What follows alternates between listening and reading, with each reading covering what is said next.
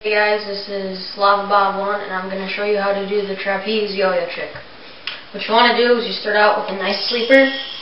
You want it nice and strong because when the yo-yo lands on the string, you don't want it spinning out of control. You need it strong. So once you've gotten the strong sleeper down, stick out your left finger just like this.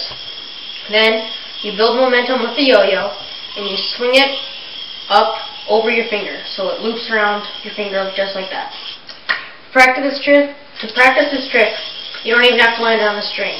Just make sure you get it over your finger. Eventually, when you've gotten good at that, you can try and land it on the string. Same thing, build momentum and then land it right on, and that's the trapeze. So you can do it over and over if you have a better yo-yo. Like, just swing it back off and then land it again. Just like that. And that's how you do the trapeze.